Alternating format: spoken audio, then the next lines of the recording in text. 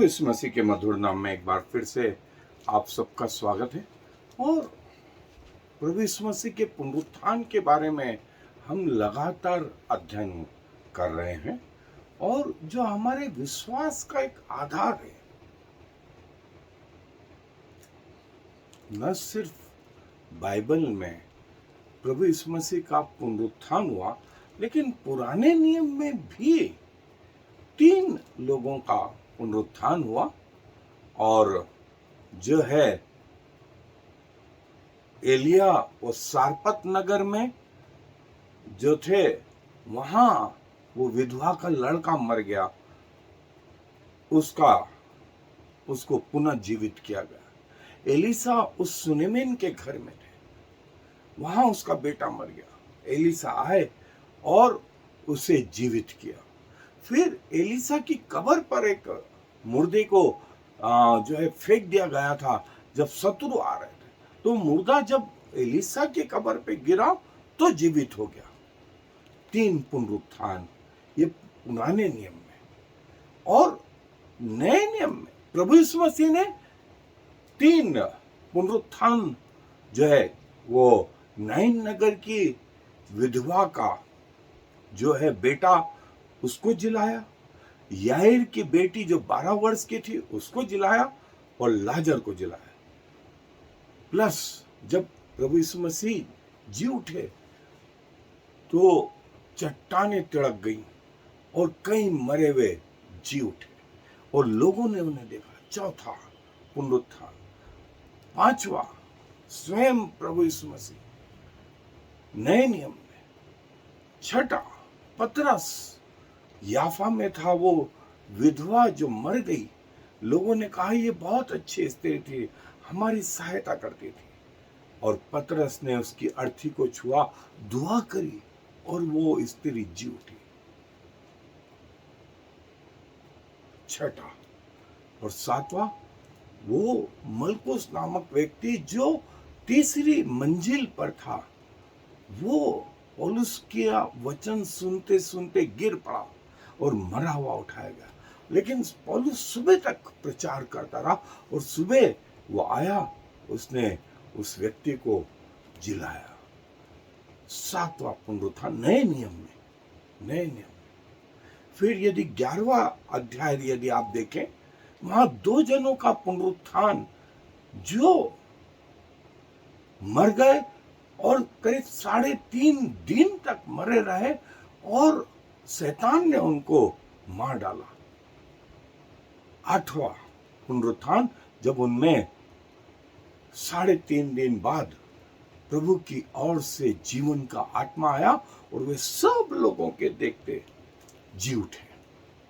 9वां पुनरुत्थान जो है प्रकाशित वाक्य के 20वें अध्याय में यदि आप देखेंगे कि वे लोग जिन्होंने शैतान की सील नहीं ली और परमेश्वर के वचन और प्रभु यीशु मसीह की गवाही के कारण शैतान ने उनको सिरों को कत्ल कर दिया था, मर गए थे, वे प्रभु में जीवित हो उठे और प्रभु के साथ 1000 वर्ष तक इस पृथ्वी पर राज्य करते रहे। और इसे पहला मृतकोत्थान कहा गया है। प्रकाशित वाक्य का 20वां अध्याय और प्रकाशित वाक्य का 20वां अध्याय में ही जो है 10वां पुनरुत्थान। सब लोगों का पुनरुत्थान होगा। कई लोग अनंत जीवन के लिए और कई लोग अनंत नरक के लिए। 10 पुनरुत्थान नए नियम में और 3 पुनरुत्थान हमने पुराने नियम में देखे। और ये पुनरुत्थान की जो बातें हैं वो हमारे, जैसे मैंने कहा, विश्वास का एक आधार है। और बाइबल इस विषय में और क्या बताती है, आए मेरे साथ बाइबल अध्ययन पे। जैसा मैंने एक रफ आइडिया दिया, बाइबल में जो है करीब ये 3 पुनरुत्थान पुराने नियम में भी और 10 पुनरुत्थान नए नियम में। देखिए, रिजरेक्शन और रैप्चर में यह फर्क है। जो मर करके जी उठे वो रिजरेक्शन, लेकिन जो जीवित अवस्था में जो है उठाए जाएंगे, वो है रैप्चर। सो जीवित उठाए जाना और मरे हुओं का पुनरुत्थान, ये अलग अलग चीज है। और रिजरेक्शन मतलब मरे हुओं में से जो है जी उठे। फिर जैसे प्रभु यीशु मसीह का पुनरुत्थान हुआ था, वैसे कलीसिया का पुनरुत्थान होगा। इसीलिए ये हमारे विश्वास का एक आधार है, विश्वास का एक महत्वपूर्ण आधार है। और जैसा मैंने बताया कि 3 ये पुराने नियम में एलिया ने वो सारपत नगर की विधवा को, एलिसा ने वो सुनेमीन के बेटे को, और जब वो मरा हुआ व्यक्ति एलिसा की कब्र पर फेंक दिया गया तो जीवित उठा। ये 3। और ये नए नियम में प्रभु यीशु मसीह ने वो याईर की बेटी को, लाजरस को, और नाइन नगर के विधवा के, और प्रभु यीशु मसीह के मृत्यु के बाद में चट्टानें तड़क उठी और कई लोग जीवित हो उठे, जिसका वर्णन मत्ती रचित सुसमाचार 27वें अध्याय 52वें आयत में। और स्वयं प्रभु यीशु मसीह जो है जीवित हो गए। 5 पुनरुत्थान, ये नए नियम के छठा, जैसे हमने देखा वो दोरकास की वो विधवा को पतरस ने, और पौलुस के समय में वो जवान जो ऊपर से गिर पड़ा था। और इसके बाद में जो है प्रकाशित वाक्य में जो है हमने 3 पुनरुत्थान देखे। पहला पुनरुत्थान वो 2 संतों का पुनरुत्थान, जिसका वर्णन 11वें अध्याय प्रकाशित वाक्य के 8 से 12 आयत में। फिर पहला पुनरुत्थान उन मरे हुओं का जिनके सिर शैतान ने इसलिए काट दिए थे कि उन्होंने शैतान के सील लेने से इनकार कर दिया, यीशु की गवाही और परमेश्वर के वचन पर स्थिर रहे, तो परमेश्वर ने इन्हें जिंदा किया और ये 1000 वर्ष तक राज्य करेंगे। इसका वर्णन प्रकाशित वाक्य 20वें अध्याय 4 से 6 आयत। और दूसरा पुनरुत्थान सब लोगों का होगा। प्रकाशित वाक्य का 20वां अध्याय 12 से 15 आयत तक आप खोल करके ये सब हिस्से देख सकते हैं। और सब लोगों का पुनरुत्थान होगा। प्रभु यीशु मसीह ने स्वयं कहा, यूहन्ना जो है 5वां अध्याय 29 आयत में, प्रकाशित वाक्य में हम देखते हैं सब लोगों का पुनरुत्थान होगा। प्रभु यीशु मसीह बोलते हैं कईयों का तो अनंत जीवन के लिए और कईयों का अनंत नरक के लिए। और पुराने नियम में जो है हमने 3 पुनरुत्थान देखे। 3 पुनरुत्थान के बारे में जो है हमने वो स्थान देखे जो मर गए थे और प्रभु के दासों के द्वारा फिर से जी उठे। और जो है पुनरुत्थान के बारे में अय्यूब की पुस्तक में भी अय्यूब बोलता है एक बार मरना फिर न्याय का होना निश्चित है।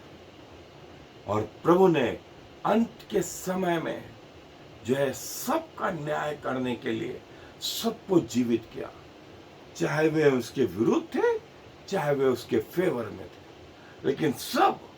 और दानियल ने भी 12वें अध्याय में उसकी दूसरी आयत में कहा सब लोगों का पुनरुत्थान होगा, सब लोगों का, कुछ का तो अनंत जीवन के लिए और कुछ का अनंत नरक के लिए। यह निर्धारित करेगा कि आपने पृथ्वी पर कैसा निर्णय किया है, क्या प्रभु यीशु मसीह को स्वीकार किया है या नहीं किया है। और लिखा है कि जैसा प्रभु का पुनरुत्थान हुआ था वैसा ही उसके लोगों का भी पुनरुत्थान होगा। और हमारे लिए एक नई आशा है। और प्रभु का पुनरुत्थान जो है मसीह जीवन का एक आधार स्तंभ है। मसीह जीवन का एक आधार स्तंभ है। सो आज भी प्रभु की वो कब्र जो है खाली है। प्रभु की कब्र खाली है, जो हमारे लिए इस बात का प्रमाण है कि वो यहाँ नहीं वरन मरे हुओं में से जी उठा है, और जैसा उसका पुनरुत्थान हुआ था हमारा भी होगा, हमारा भी होगा। और देखो वो जी उठा है, हर व्यक्ति जिएगा, कुछ तो अनंत जीवन के लिए और कुछ अनंत नरक के लिए। सो ये मैंने सारी बातें जो बाइबल में है पुनरुत्थान से संबंधित, जो 13 पुनरुत्थान हमने देखे वो यहाँ। और जब प्रभु जी उठे तो उन्होंने जैसे लाजर को जिलाया, उन्होंने जब वो आएंगे तो ये प्रथम पुनरुत्थान वे लोग जिनके सिर यीशु की गवाही के कारण, परमेश्वर के वचन के कारण, और तीसरा महत्वपूर्ण कारण था शैतान की सील नहीं ली थी अपने माथों पर। शैतान ने इन्हें मार डाला था, प्रभु यीशु मसीह ने इन्हें जिंदा किया, और ये 1000 वर्ष तक जो है उसके साथ राज्य करेंगे। और ऐसों पर दूसरी मृत्यु का नहीं, जब प्रथम पुनरुत्थान हो गया तो वो अनंत काल के लिए हो गया, अनंत काल के लिए हो गया। सब मरे हुए जी उठेंगे, सब सब। और ये बड़ी जल्दी होने वाला है, ये बड़ी जल्दी होने वाला है।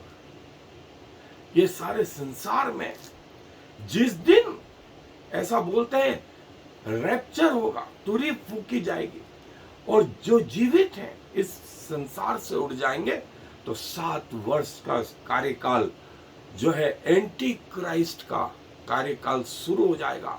और परमेश्वर की जो बातें प्रकाशित वाक्य के 5वें अध्याय से 19वें अध्याय में लिखी गई हैं, 7 तुरहियों का खुलना, 7 मोहरों का खुलना, 7 तुरहियों का फूका जाना, 7 उन कटोरों का उंडेला जाना, ये सब विपत्ति इन 7 वर्ष होगी।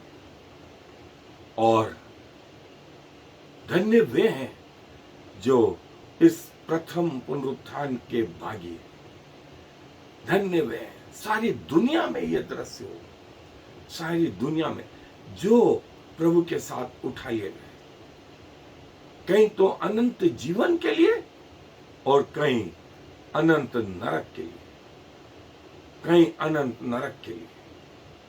ये निर्धारित करेगा कि कौन कहां जाएगा, वो उसके निर्णय है, इस बात के लिए जो है जिम्मेवार रहेंगे। सो